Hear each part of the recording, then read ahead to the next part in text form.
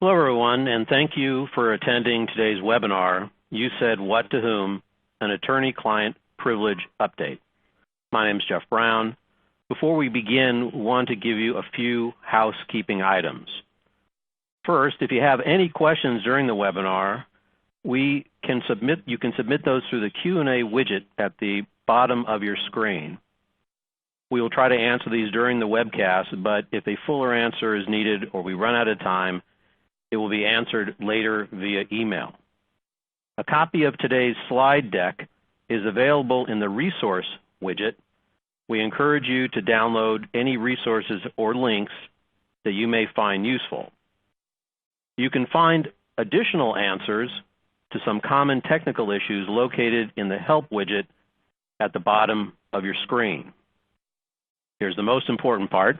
This webinar is CLE accredited and approved for 1.2 hours of general CLE credit in Missouri and approved for 1 hour of general CLE credit in California and Illinois, as well as, and this is the important, 1 hour of ethics credit in Illinois and California.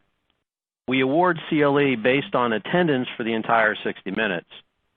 From time to time, you will be required to click a pop-up screen to reflect your continued engagement. We value your opinions and appreciate your participation in the course.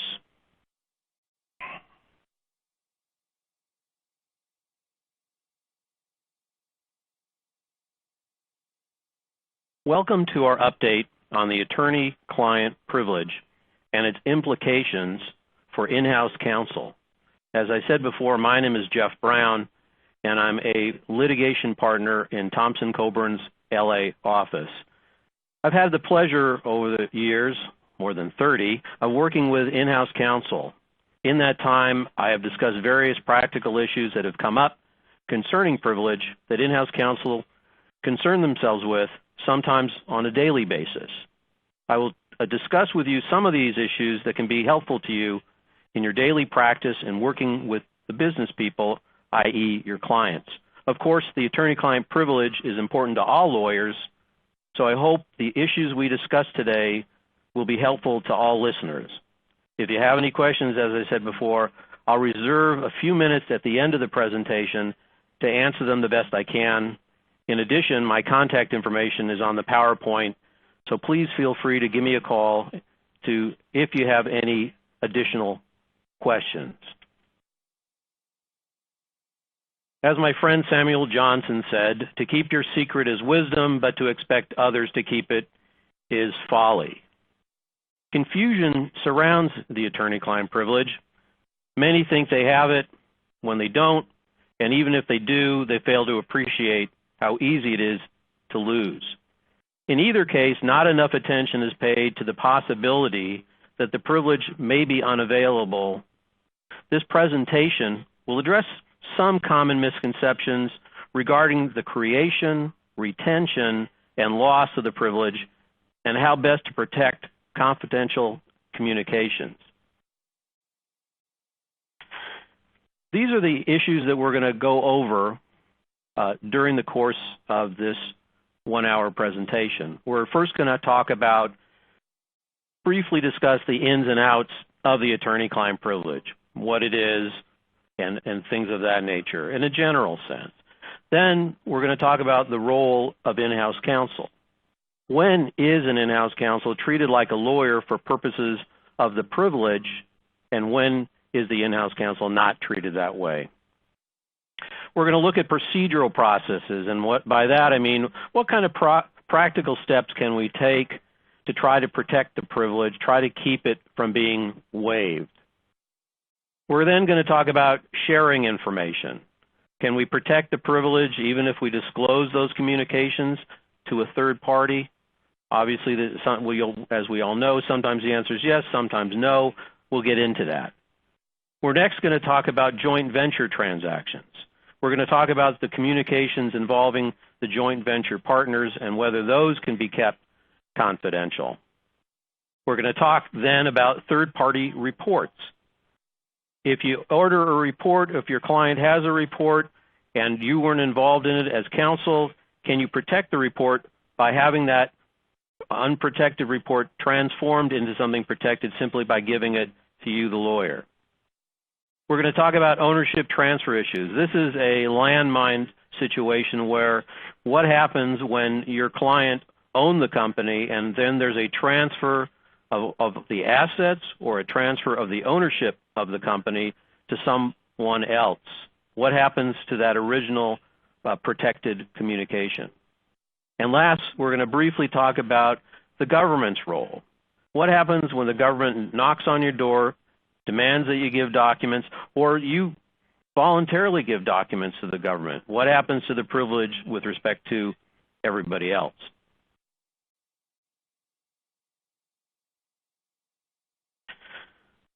So first, let's talk a little bit about a primer on the creation of the attorney-client privilege. Obviously, as the slide suggests, there must be a privileged communication between a lawyer and a client. The question is, who is the client? And are you in one of those states that applies the control group test, which makes it a bit more difficult to have the privilege applied to the communication? Let's talk about that for a little bit. As you know, the privilege encourages open discussions between a client and lawyer to obtain the best advice for the client. In most states, for the privilege to apply, there must be a privileged communication between a lawyer and the client. With certain exceptions, no third parties can be part of that communication. You have a third party as part of the communication, and there's no privilege because it's not confidential, and or whatever communication you had that you thought was privileged has now been waived because there's someone else in there, that third party. But for many of you, the client isn't simply an individual. The client is an entity, such as a corporation, a partnership, a limited liability company.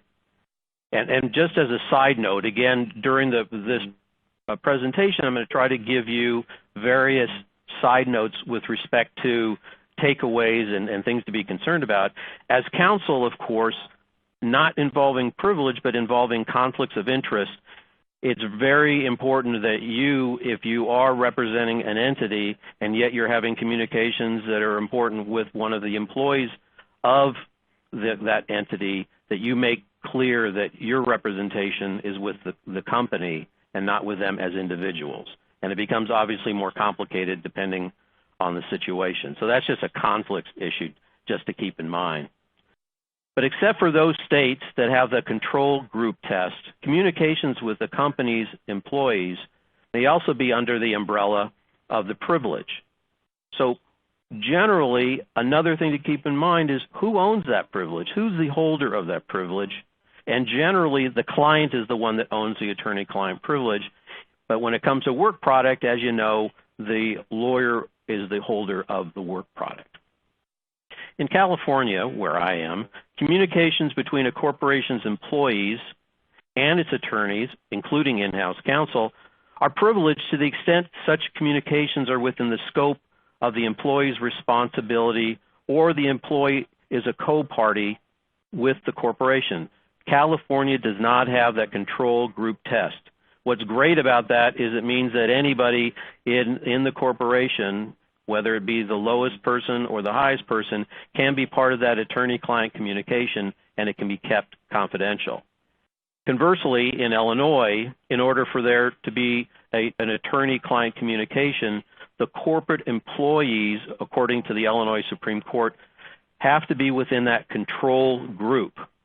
In Illinois, an employee is a member of the business's control group if, one, the employee has an advisory role to top management, two, the decision would not normally be made without the employee's advice or opinion, and three, the employee's opinion forms the basis of any final decision by those with actual authority.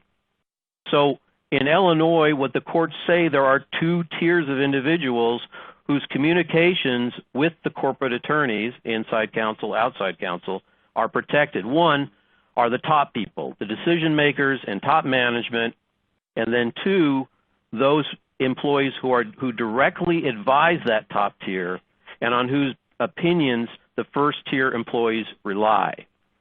And if you need a case on this, there's a 1982 decision called Consolidated Coal Company that lays that out. In Missouri, basically it's a similar to Illinois analysis. The privilege applies to lower level employees, those not at the top tier, if the communication is made for purpose of securing legal advice, the employee is making the communication at the direction of a superior, that superior made the request so the company can secure legal advice, the subject matter is within the lower level employee's corporate duties, so it has to be connected in some way to what the decision making is, and 3, the communication is not disseminated beyond those who need to know within the corporation. So obviously what's important whenever you're doing an analysis of the attorney-client privilege is you have to first figure out which state laws apply, and then 2, within that state law, is this a control group analysis, or is this like California, a much broader analysis that allows for a broader interpretation of the privilege? The umbrella beyond all of this, of course, is that courts in all states want to protect the long-standing doctrine of the attorney-client privilege.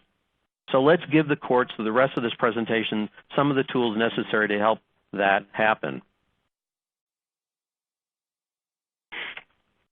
Let's talk about the role of in-house counsel. You hear about this all the time, is what hat is the in-house counsel wearing at the time? Is that person having the business hat on or the legal advisor hat? What happens, which is almost all the time, when the in-house counsel isn't just a legal advisor, but is also doing business and business negotiations? So what happens when you have the merging of business and legal activities? That can sometimes jeopardize the assertion of the privilege. And within that is this concept called what is the dominant purpose of that role. In California, we're fortunate that a lot of our clients, and elsewhere obviously, have in-house counsel to give our clients advice and to coordinate with us. And the special rules apply to in-house counsel. As I stated before, depending on the hat, they're not always treated as lawyers for purposes of the attorney-client privilege. As you can see, the questions presented are the internal discussions among client representatives privileged? If they include the in-house counsel, if not, why not? Often, because the in-house counsel are wearing 2 hats, an attorney for the client and a business executive with non-legal duties. Discussions between the in-house counsel and other employees or officers or principals that are in that non-legal capacity are not privileged. And that's the danger right there, that when you have in-house counsel that are negotiating in a transaction with respect to that role as a business person, the communications are not privileged, even though the negotiator is, in fact, a lawyer. One of the courts that kind of looked at this said, the presumption that a communication is privileged that attaches to communications with outside counsel does not extend to communications with inside counsel, because inside counsel may operate in a purely or primarily business capacity in connection with many corporate endeavors. So we'll talk about as a takeaway that if something is very secretive and there's no chance that should be disclosed to outside the corporation, sometimes you bring in outside counsel just to not have that concern about a judge looking later on and saying, well, that inside counsel was really acting as a business person, so I'm not going to find that there's a privilege here. Let's discuss a few examples. In Chicago Title Insurance versus Superior Court, a California case, the defendant's inside counsel was deposed as part of an investigation for fraud allegations, and the court held that the inside counsel's functions were not typically those of either inside counsel or in-house corporate counsel. The court held that the in-house counsel's actions were so intertwined with activities which were wholly business or commercial that a clean distinction between the 2 roles became impossible to make, and therefore privilege did not apply. So what the court there said is when you have a situation where you're merging the business and legal activities, you're jeopardizing the assertion of the attorney-client privilege. since the attorney and the client in effect become indistinguishable. A big case that came out a few years ago in California called Costco Wholesale lays down what's called a dominant purpose test. Again, the court starts out with the premise that the privilege does not apply when the attorney acts merely as a negotiator or is providing business advice. A communication, though, made both for the purpose and furtherance of the attorney-client relationship and for a purpose independent of that relationship, falls within the privilege only if its dominant purpose is to further the objective of the attorney-client communication and the relationship.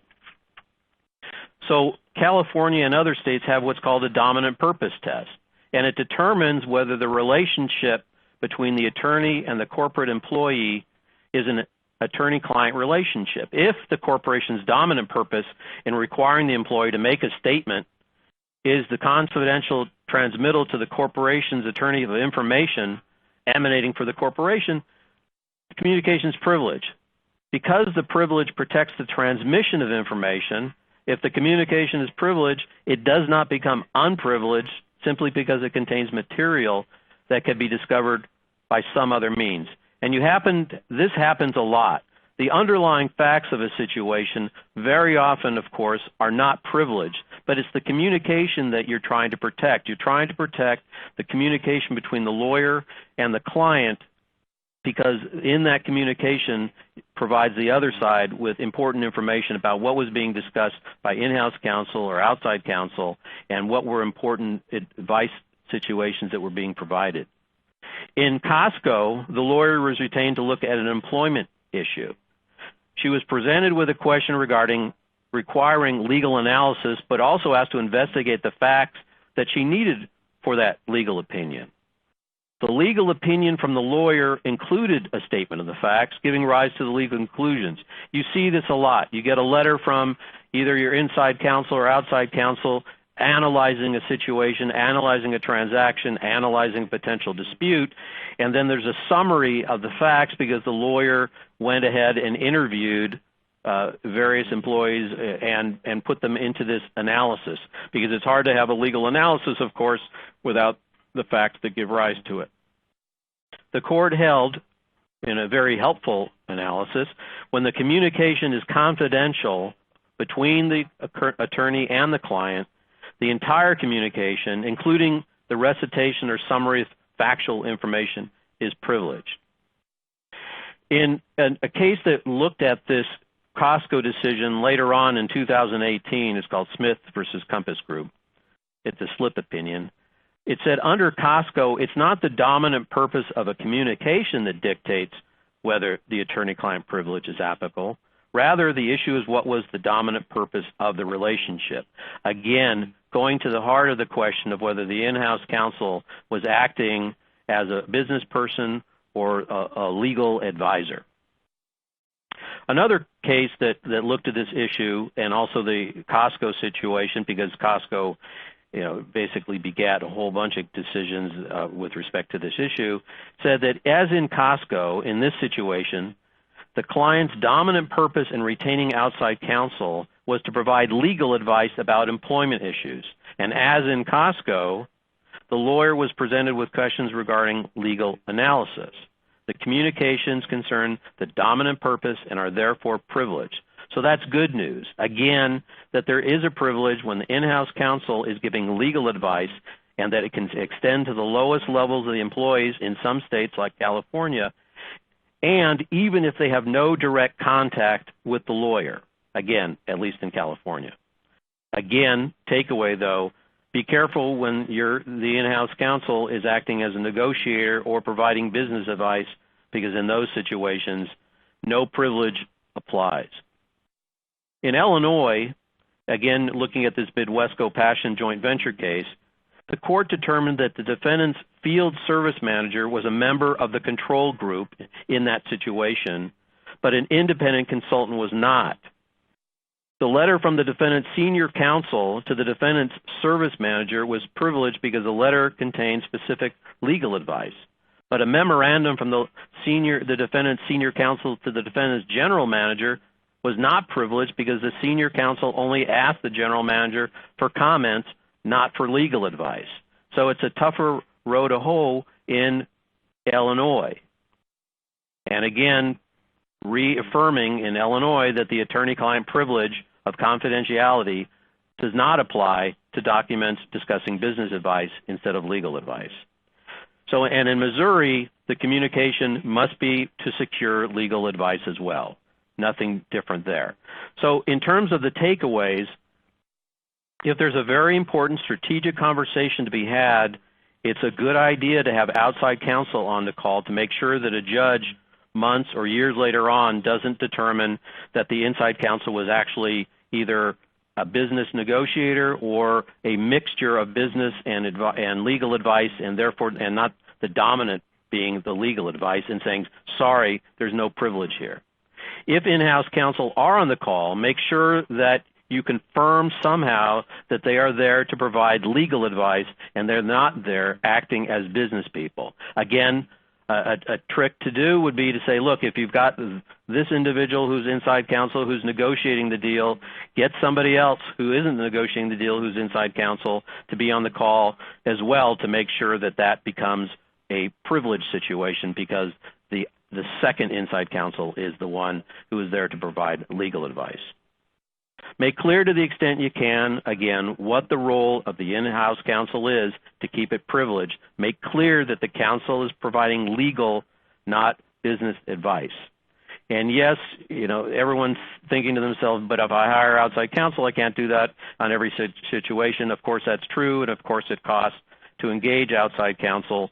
But again, if there's something that is super, super important to keep confidential, it is worth it to have the outside counsel involved. Let's look at some of the practical issues, the procedural processes. Is there any magic in the privilege label? What protection does one get from marking a document privileged? Should all sensitive documents be so marked? Do you separate written legal advice from non-legal communications? And again, as I said before, for super secret communications, involve the outside legal counsel. If not an option, confirm that the in-house counsel's role in this situation is to provide legal advice, not business advice. So let's talk about the general ideas here. How can in-house counsel protect emails, keep them confidential, and mark them as privileged? And what is the result if a client forwards an email in contravention of every in-house counsel and outside counsel's instructions not to do so? First of all, what protection does one get from marking a document privileged? Typically, what we suggest is obviously the subject line is very helpful, as long as you don't overuse it, to add something that says that it is confidential attorney-client privilege communication. If you don't assert the privilege, then obviously you're not going to be considered privileged. What this does is it does a lot of good things. First of all, it kind of creates an indication that you considered this communication privileged. And again, that fails if every single one of your emails inside your company has that same subject line, so use it judiciously. Is there a risk of overdoing it? Yep, I've seen situations where judges, when they've seen a privilege log, in other words, a list of the documents that the lawyers for one side withheld on the supposed basis of privilege, said, look, every one of your documents says privilege. I'm not going to buy that. The other thing is, what people like to do is, even though an in-house counsel isn't involved in a transaction, they CC their in-house counsel on all communications. Again, in the overdoing it department, that is one of the situations where a judge may not buy that later on. Other practical reasons for judiciously using confidential attorney-client privilege in the subject line is that if there is a dispute later on, when litigation lawyers like me and our paralegals are looking through hundreds, if not thousands, of emails, it's easier to pick out and make sure that we protect and withhold the documents if the subject line says confidential attorney-client privilege. It's easier for us to catch those and hopefully not inadvertently produce them. In addition, it's also better for us that in the event that there is some type of a disclosure to the other side of a privileged document, and that email says attorney-client privilege on it, it's easier for us to get that back. Let me tell you a little bit about what happens in the old days and today with respect to this inadvertent disclosure issue. In the old days, it was the Wild West and everything was gotcha. So if the other side accidentally sent you an email, or you probably didn't have emails back then, a letter or something that said that was an attorney-client communication, then a lot of lawyers would lay in wait and wait for the deposition, wait for the trial, and then spring this on the unsuspecting witness, your client. The courts over the last 20 years have decided that this sports person's like attempt to make litigation a gotcha kind of situation was really not good for the profession. And so California and other states have basically said in case law that if you receive from the other side in a litigation communications that upon first look appear to be privileged, in other words, it looks like it's from their inside counsel or outside counsel to others in their company and there is no third party on those emails, you have a duty as the receiving lawyer to send an email or call up the other side and say, hey, did you mean to send this or was this an inadvertent disclosure? You can't ambush the witness like you used to. And in fact, if you try to ambush the witness and if you don't give back or at least make known this potentially inadvertent disclosure to the other side, California courts and other states disqualify you from even being in the litigation anymore. So it's a very potent sanction that the courts now use against those who are trying that gotcha situation. Here's another thing that happens to me and has happened to me, where inside counsel, outside counsel are providing their clients with in-depth analyses of a situation, whether it's a deal or litigation. There's case law, whatever it is, advice and opinions being sought. And then you find out when there's litigation that the other side actually has your email, that your client, in order to convince the other side that your side is the right side, decided without telling you to forward your email to the business people on the other side saying, see, this is what my lawyer says, you should go my way. If we were in a room together, I would ask everyone to raise their hands if they had that situation arise, and it's usually at least half the people who pop up their hand and say, gosh, that happened to me as well. So in that situation, what are you supposed to do? I mean, part of it is unfortunately, you can't stop someone from forwarding an email. The practice that I've done, obviously, is in my situations, I've kept the group of people who receive my opinions to a select group of people who are the decision makers at the client. I've asked them to not forward emails that I'm providing without letting me know because basically it becomes out of control and no one knows where those emails end up. Sometimes if you got recalcitrant clients, I've actually said on the array line, attorney-client privileged, highly confidential, please do not forward. I have not yet received information that one of those types of emails has been sent to the other side in a deal yet.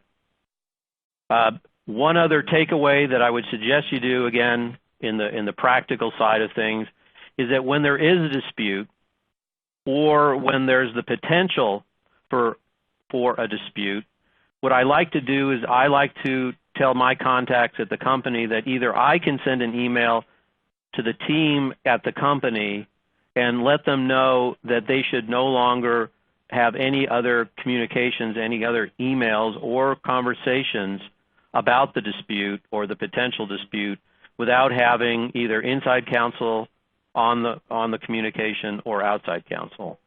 Because I can't tell you the number of times that in litigation it's been a treasure trove of great evidence that I've had, because after a situation arises and there's a dispute, there's almost a kind of a gossip sense to the excitement of a dispute, and people start sending emails among themselves at the companies, and unfortunately say things that maybe you don't want as that company's lawyer to get to the other side. So again, it's a good thing to do. You can send it at the same time that you also send an email to those people saying, look, we're in a dispute with XYZ company.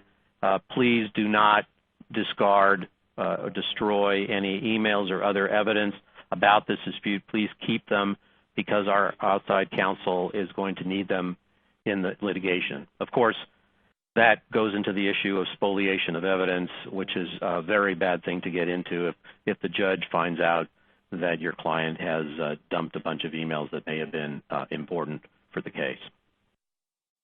Again, going back to the super secret communication that I keep mentioning, it's not a bad idea. In fact, it's a good idea. If something is strategic to have outside counsel on the call, unless you've got inside counsel whose job it is to only deal with legal advice, and that those people are not the business negotiators and the business people in the company.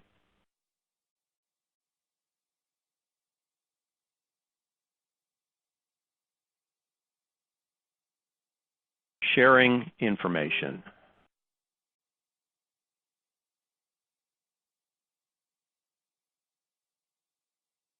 Two's company, three's a crowd. Can you lose the privilege by sharing information with brokers, accountants, and other consultants? What privilege information should be shared with potential buyers, and how does this sharing affect the privilege? Can a common interest joint defense agreement help keep the privilege? Another war story. I can't tell you the number of times that a client has said, hey, I need you on a call to discuss this matter. Can you get on a call? And I do. And we start talking about the matter and start talking about confidential information, strategies, things like that. And this is years ago, and I found out that, oh, the other side of the transaction was on the call as well, or an outside party was on the call, a broker, someone of that nature, the banker, something like that. And then you realize that the conversation that you're having may not be privileged. So again, in terms of that war story, one of the takeaways I'd like you to have is if you're ever asked to get on a call, make sure who's on that call. It's easier today with all the Outlook and other evites that you can look and see who the people are that at least are invited. But the other thing is to, you know, if you get on the call, and everybody does this these days, is, oh, okay, let's go through a roll call to figure out who's on the call. And if someone is on the call that you're concerned about, not necessarily even because they're potentially adverse to your client, but because they could kill the privilege for you, you basically have, you know, ask your client to give you a side call and basically say, look, I'm worried about if this person's on the call, this third person's on the call, I can't guarantee for you that the call will be privileged. So we may want to have a call first without that person, and then we'll figure out whether we bring that person back onto the call. Again, when I've done this in smaller groups, in person, when I've had a show of hands, almost everybody has had that situation where they got thrown onto a conference call and then found out quickly thereafter that there's someone on the call that could either kill the privilege or that was even adverse. So let's discuss the California rule first. It's called the common interest doctrine. If the lawyer needs the advice of a broker, accountant, or other consultant to give advice to the client, then the argument, and it's not a guaranteed argument, but it's a decent argument under California law, is that the privilege can be sustained. Other examples, of course, are a translator. So in the concept there is that it's protected because the third party is reasonably necessary for the accomplishment of the purpose for which the lawyer was consulted. And so therefore it's not a waiver. You're talking to your client about a piece of property, the client has engaged, or you have engaged, an environmental consultant. you're talking about the phase one report and nobody else is on the call other than the consultant, and you basically make the argument, look, I need this consultant on the call to help me as a lawyer advise my client as to what the ramifications are of that phase one report. Similar situation, you get a real estate broker on the call too, because there might be some issue with respect to a purchase and sale agreement, and so you can get the broker on the call, and the argument there is, I need the broker for me to give my advice to my client. Accountants are great examples as well. When there's an analysis of whether your client has been damaged, whether there's an analysis of information that has been provided, you get your client's accountant on the call as well. Why? Because it's reasonably necessary for you to have that accountant on the call so that you can give your advice to your client. So what California basically says is that while the involvement of an unnecessary third party in attorney-client communications destroys confidentiality, involvement of third parties to whom disclosure is reasonably necessary to further the purpose of the legal consultation preserves the confidentiality of communication. So here, again, it's not a sure thing, but it's a pretty good shot that you'll be able to maintain the privilege and it not being considered a waiver if you need those people on the call with you or in the communications, because they help you provide your legal advice to the lawyers, to your clients. Unfortunately, in Illinois, because of the control group analysis that they employ, that if you distribute information from a third party, and obviously that third party is not part of the control group, that can destroy the privilege. In fact, in that Midwesco case, the court said the independent consultant's reports were not privileged because defendant did not make a claim, nor could it, that the independent consultant was a member of the control group. So again, you don't have that benefit that you have in California when you're in the control group states. Now, one of the things that we do in California, and one of the things that are allowed in other states as well, is something that's been taken from what used to be called a joint defense agreement in the criminal side of things, where you had two criminal defendants, their lawyers shared confidential information with each other because they had a third-party adversary, obviously the government, or some form of the government, who was going after their clients.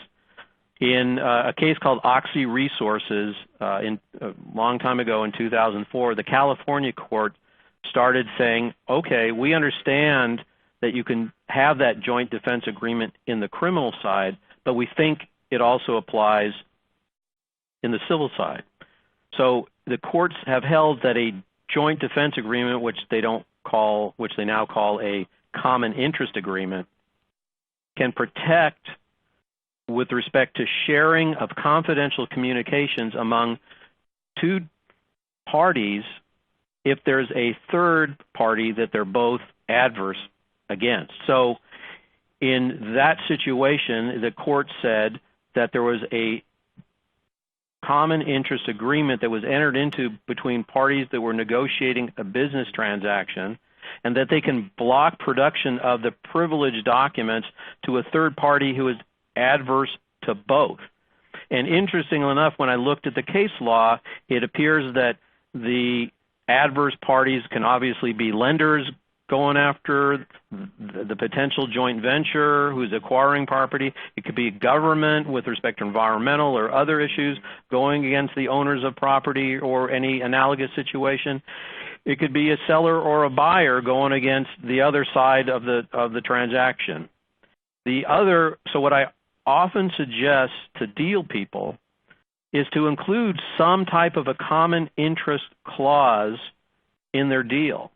And so, in other words, you're at the LOI stage, letter of intent stage, and you're going back and forth with the potential other side of the transaction.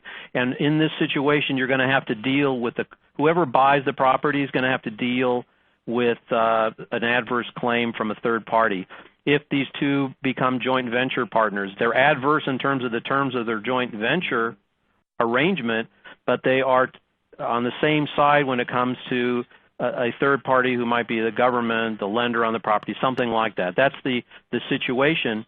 And so what I've suggested to deal people as early as possible to get in something even into the LOI that's a short paragraph basically saying that there is a common interest that we have as we're negotiating a final agreement that as against this third party, as against the lender, and so therefore we are going to treat any attorney-client communications that we share between us as privileged. And the courts have held that these common interest agreements in California and other states are maintainable and are something that you can definitely do from the earliest stages. The interesting thing is that all you need is some indicator that there is this common interest agreement. This is not a creation of the privilege issue. This whole thing about sharing information is obviously about a waiver issue, that if you involve third parties in communications, adverse parties, things like that, you're going to waive that privilege. So practice points that I would suggest, other than what I've already said before, is that documents exchanged before a common interest agreement is established are obviously not protected from disclosure. That's why early on I like to have deal people or whatever the transaction is, if this is a situation where there's the third party out there who's adverse to both, do something. Establish some type of a common interest agreement. And interestingly enough, of course, is that that this situation doesn't even require that the common interest agreement people have to, or parties have to be private. Governmental agencies are also allowed to have this common interest agreement, at least in California. What's also important to note is that there's no written requirement for a common interest agreement. What is important, though, is that when you are fighting about whether a document or some communication should be disclosed to the other side in litigation, the judge is going to have to determine whether there was a common interest agreement in place. It's obviously easiest if there's a written agreement that conforms to that. The other point, of course, is that all of these things are for the purpose of keeping legal communications protected. So if the common interest exception doesn't apply unless you're formulating a common legal strategy or otherwise furthering the parties' joint interest in litigation or potential litigation. It was designed to further the joint defense in the litigation, but not to help with respect to a commercial or business transaction. So if the fact that you're disclosing commercial information back and forth, you're not going to have the benefit of the common interest agreement exception. Excuse me. And again, not all states or federal courts support the concept of this common interest agreement. So as I said before, you got to figure out what state law is going to apply and what the state law is. I mean, generally, of course, you do that anyway, but here that's important. For instance, there's a Seventh Circuit case that basically went through, and it's called Oak Industries versus Zenith Industries, and basically went through all the case law of the various circuits and decided that the Seventh Circuit, for example, declined to expand the coverage of the attorney-client privilege to information which a party freely shares with other business persons. So again, no joint defense or common interest agreement in that section of the country. So summarizing and for the takeaways, as stated above, when you can, use a common interest agreement if you're going to share privileged information with the other side of a business transaction. Set it up as early as possible because there's no protection until you do have that agreement.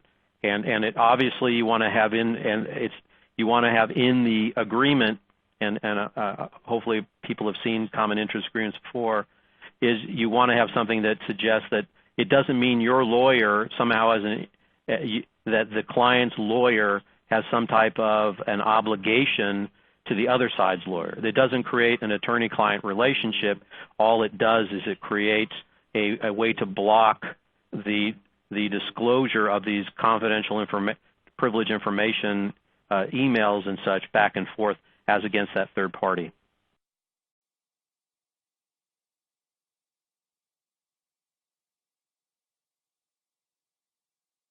Let's talk about joint venture transactions shortly, in a brief way. So here, our communications with your joint venture partners privileged, and are there limitations on the content and the timing? And how does a common interest joint event agreement impact the answer? So in California, the bottom line is that communications between joint venture partners are not privileged. That what the court said in a case called Wortham versus Van Loo, that all partners are entitled to a wide range of partnership information, regardless of whether that information is generated under the aegis of a partnership's attorney. So therefore, the communications between a partnership and one of the partners doesn't keep it confidential as to the other partners.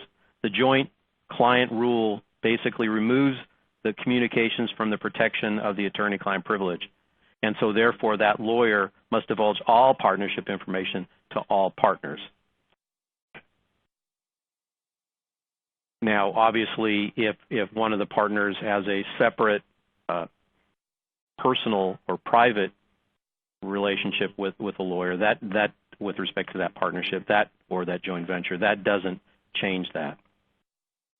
In Illinois, this case called Center Partners has a similar situation where the defendants jointly purchased assets from the plaintiff's general partner, and the defendants shared among one another legal advice each of them received from their lawyers regarding the purchase.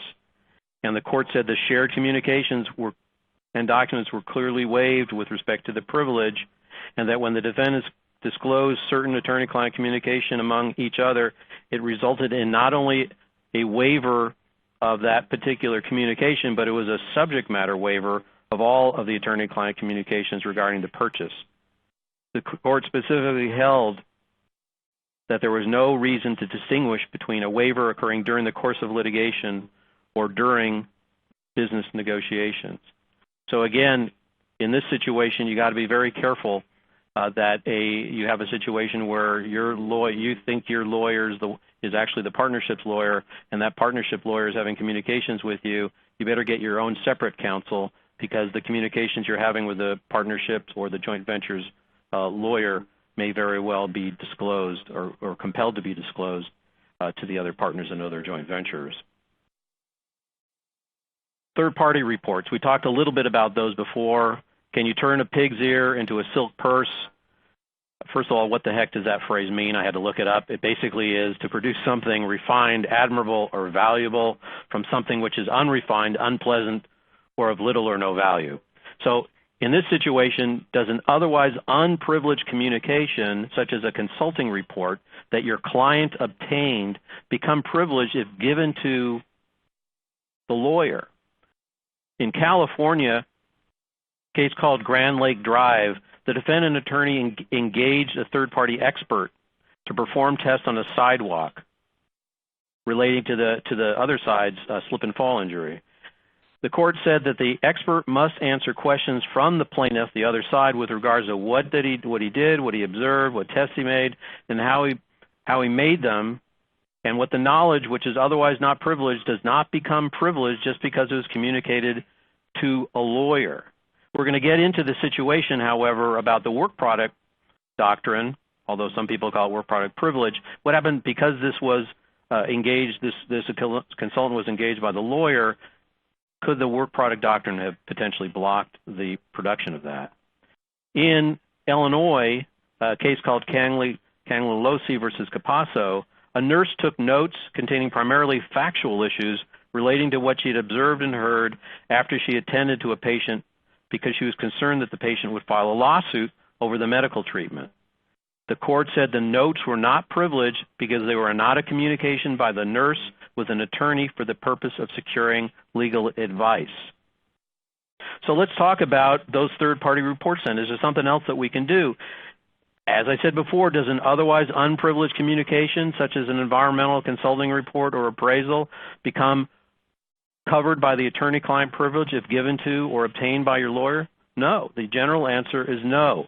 However, there's a strategic possibility of having the lawyer be the one to engage the expert or the consultant to help the lawyer give advice to the client. And so in that situation, there's a potential production or prohibition against production based on the attorney's work product doctrine. In other words, the lawyer engaged the consultant to help the lawyer, and therefore what the consultant obtained and found and did is protected by the work product doctrine.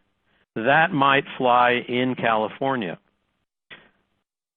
However, in other states, and the reason, let me just fill that in, because in California, the work product protection is not limited to writings created by a lawyer in anticipation of a lawsuit. Other states and the feds, that is a situation where if the work product is not in anticipation of a lawsuit or litigation, it's not work product. That's a problem if you've engaged a consultant, but there is no litigation in the future for you. You can't, under other state laws and the federal system, you can't withhold that. California, you certainly can. California doesn't have that requirement. But in California, again, it's potentially a good method to try to block the production of consultants' reports that the lawyer has engaged and is using to help the client make strategic decisions. Now, but here's another kind of interesting thing in California and other states that don't require the litigation aspect of this.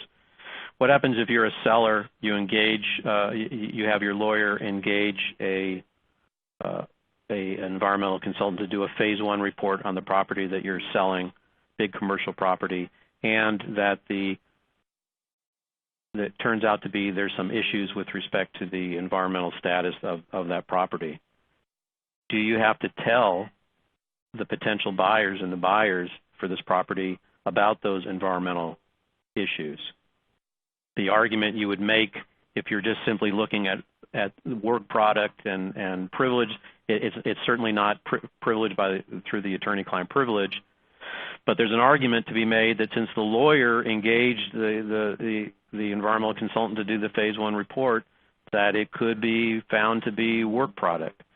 The downside for that is that in California and other states, there's a huge series of law that says if you are the seller, you have the absolute obligation to give to the potential buyers of your property information that is material to that buyer's determination whether to buy the property or to buy it with the terms that are being discussed. So if you withhold that information, and somehow a judge later on says no, that work. So you withhold that information. Fast forward, the buyer files a lawsuit afterwards. Say, hey, you didn't tell me about the environmental problem. Ask for all documents having to do with the environmental condition of the property. You say objection based on work product and attorney-client privilege. You list on a privilege log a consultant's report. The judge says, I'm not going to buy that this is work product, and it's certainly not attorney-client privilege, and you have to cough up that report. That is a great potential piece of evidence to support an intentional claim of misrepresentation by the seller. So it's a dangerous situation is what I'm talking about. So that has to be looked at very carefully. Let's very briefly, talk about ownership transfer issues. Here, the takeaway, in case we don't get to the rest of this is that it is important to add a provision if you have a transaction, if your client has a transaction where the management or the ownership of a company is being transferred to someone else. Because what could happen is that the new owner of the company is now the new owner of the confidential, privileged communications that your client had with its counsel before the transfer occurred. And so now the new owner of the property has all of those communications where you are talking frankly with your counsel about various issues involved in the transaction, involved in the company that's getting transferred, and oh my gosh, look what they now have. So it is very important in that kind of a situation to make sure that there's a carve-out that you add to the deal documents that the original owner, original manager of the company maintain those confidential privileged communications and that they don't get transferred to the new owner, new manager. There's a similar type of concern when it comes to a mezzanine loan, because when you're a mezz lender and you foreclose, you become the new owner of that entity. Again, you want to negotiate, if you're the borrower, you want to negotiate a carve-out so that the mezz lender, once the mezz lender forecloses, if that comes to be, that the mezz lender will not be then the owner of the attorney-client communications that you as the original owner of the company had with your outside counsel, including communications with respect to that mezz lender. So again, it's important to have these carve-outs so that the company's lawyers won't be answering to the new owners of the company. What California law basically says in that is that there are two types of situations. One is a sale of assets. And what one of the cases said is when there's a sale of assets, the transfer does not occur. Excuse me.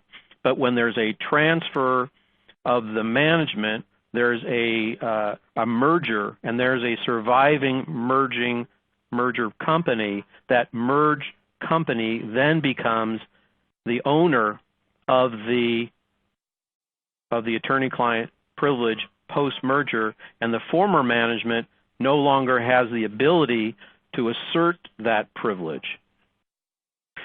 When courts have looked at this unfortunate situation, there hasn't been a lot of sympathy to the original management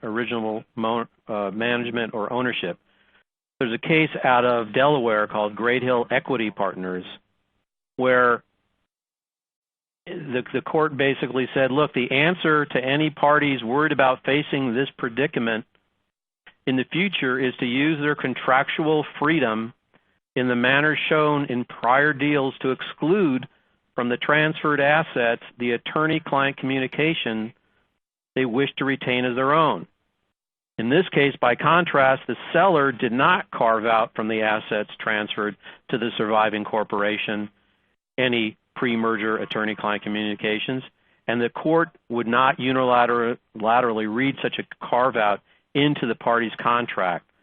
Absent such an express carve-out, the privilege over all pre-merger communications, including those relating to the negotiations of the merger itself, passed to the surviving corporation in the merger by plain operation of clear Delaware statutory law.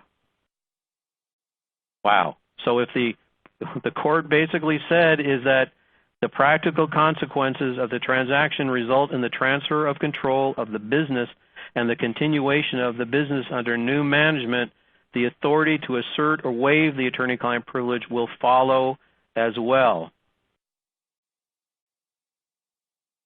So the takeaway there again is carve out the attorney-client communications in your transactions in the event of a merger or when you are the borrower in a mezz loan where the ownership or management may transfer. You don't want the new owner or management to have access to your privileged communications, especially those discussing or even bad-mouthing those who are opposite you in the transaction. Let's very briefly take a look at the government's role.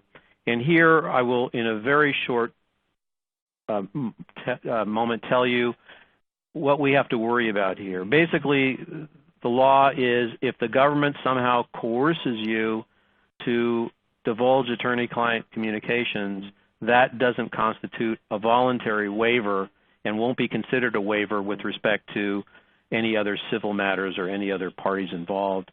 This had a lot of applicability before the Department of Justice changed its memo to basically say it's no longer the case that a company has to show its good faith by voluntarily disclosing its attorney-client communications. That happened a few years ago. But again, if the government says you can stay out of jail if you cooperate and disclose, that's coercion.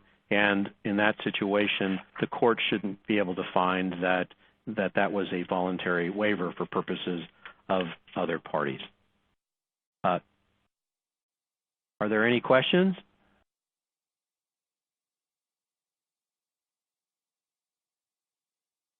We have two questions. One is, very briefly, does an email closing footer help? It seems that everybody these days has an email, and next to theirs or underneath their signature block is something that says that this potentially is attorney-client privilege and confidential and all sorts of things. I think the problem with that is going to be that, again, you're overdoing it. It's every single email, every single communication has that, and therefore I don't think it will hold much weight.